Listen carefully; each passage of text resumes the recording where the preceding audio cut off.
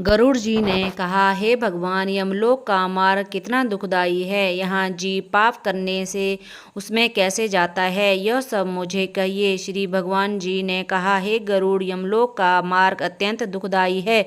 उसे सुनकर मेरे भक्त होते हुए भी तुम कांपते जाओगे।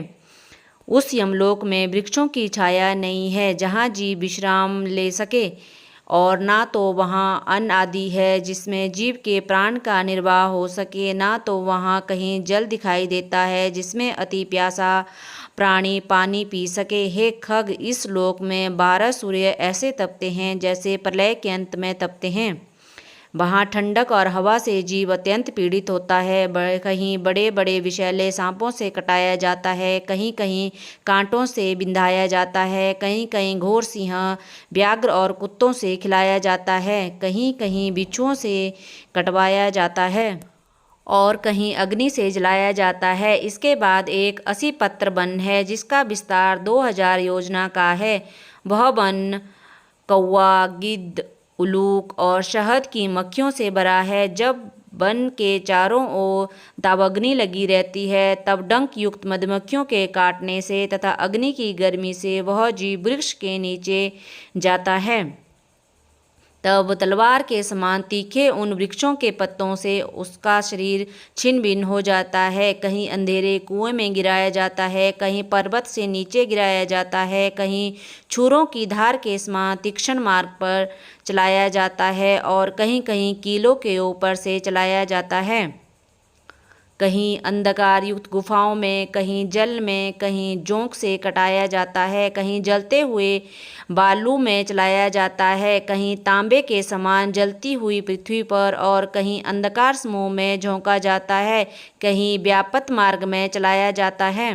कहीं पर आग की वर्षा, कहीं पत्थर के टुकड़ों की वर्षा, कहीं रक्त की वर्षा और कहीं गर्म जल की वर्षा होती है। कहीं पर खारे कीचड़ की वर्षा होती है, कहीं बड़ी घोर गुफाएं हैं, कहीं दुख से चढ़ने योग्य शिलाएं हैं, कहीं पीप तथा रक्त से भरे, कहीं विष्ठा से भरे कुंड हैं जिसमें रहना पड़ता है। मध्य मार्ग से एक बैतरणी नाम की घोर नदी है जिसकी वार्ता सुनने से रोमांच हो जाता है। वह नदी 100 योजन चौड़ी है, जिसमें पीव रक्त भरा हुआ है, जिसमें रक्त, मांस और पीव के कीचड़ भरे हैं, जो बड़ी गहरी तथा बड़े दुख से पार होने योग्य है, जो बड़े बड़े घड़ियालों से पूर्ण है। इसमें मांस खाने वाले सैकड़ों प्रकार के पक्षियों का निवास है। हे गरुड़, जैसे आग की ज्वाला से तप्त होकर कड़ाह में घी खौलता है, उसी प्रकार पापी को आया देख उस नदी का जल खौलता है और वह चारों ओर से सुई के समान चोंच वाले गिद्ध और कौओं से युक्त वह नदी व्यापक है और घड़ियाल, मगर, जोंक, मछली, कछुआ और अन्य मांस भक्षक जलचरों से वह भरी है। उस नदी में छोड़ा गया पापी जीव अत्यंत रोता है। हे भाई, हे पुत्र, हे पिता आदि शब्द बारंबार पुकारता है। जब वह पापी जीव भूख प्यास से पीड़ित होता है, तब उसे वही रुधिर और मांस पीने और खाने को मिलता है। वह नदी रक्तपूर्ण और तथा फेन से युक्त है। महाघोर गरजती हुई भयानक उस नदी को देखने मात्र से वह पापी मनुष्य मूर्छित हो जाता है।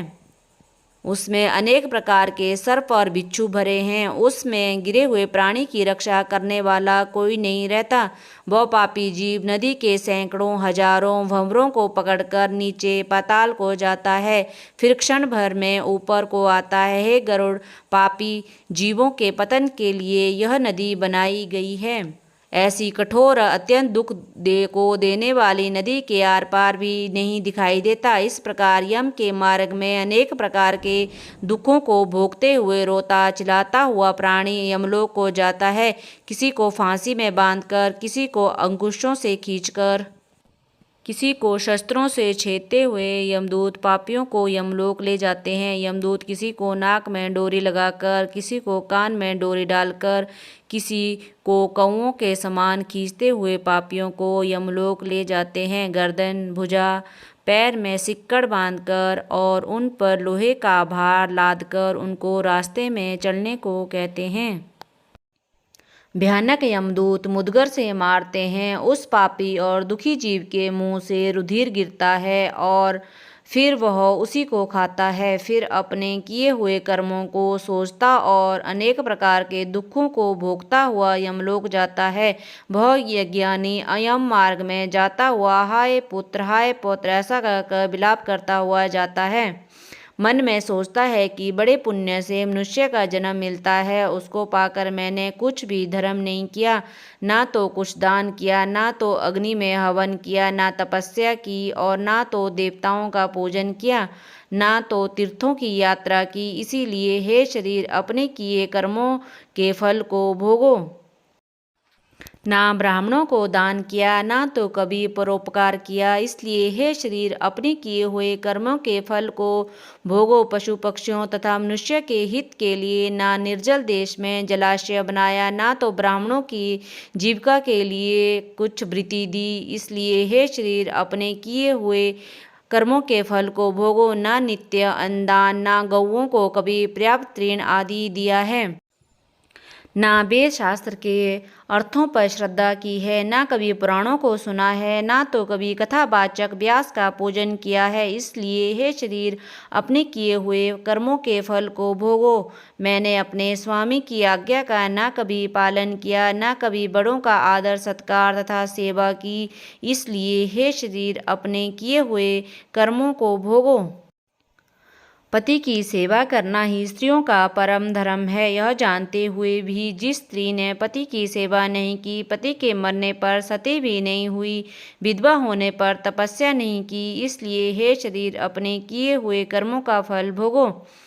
इस प्रकार स्त्री पुरुष जीव अनेक विलाप करता हुआ और अपने पूर्व देह को स्मरण करता हुआ कहता है कि हमारा मानव शरीर कहाँ गया। ऐसा कहता हुआ वह जीव यम मार्ग में जाता है। 17वें दिन तक वह प्रेत रूपी जीव वायु के समान चलता है। हे गरुड़, 18वें दिन वह प्रेत सौम्यपुर नामक नगर में पहुँचता है। उस सौम्यपुर में महान प्रेतों के गण रहते हैं। वहाँ पुष्पभद्रा नाम की नदी है और वहीं अत्यंत सुखकारी और सुंदर एक वटवृक्ष है। यमदूतों के साथ जीव वहाँ पर विश्राम करता है और स्त्री पुत्र आदि के सुख को स्मरण करके दुखित होता है। धन, नौकर, मित्र, स्त्री आदि की चिंता करता है।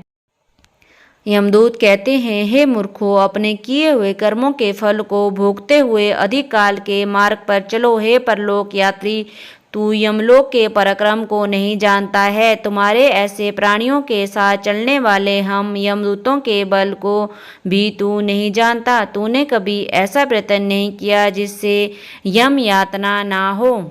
यमलोक को तो बालक भी जानते हैं। क्या तूने यम यात्रा नहीं सुनी थी? क्या ब्राह्मणों के मुख से कभी पुराण भी नहीं सुना? यमदूत ऐसा कहकर मुद्गरों से मारते हैं, तब वह मूर्छित होकर गिरता है, फिर उठता दौड़ता और यमदूतों के फंदे से बलपूर्वक सीटा जाता है।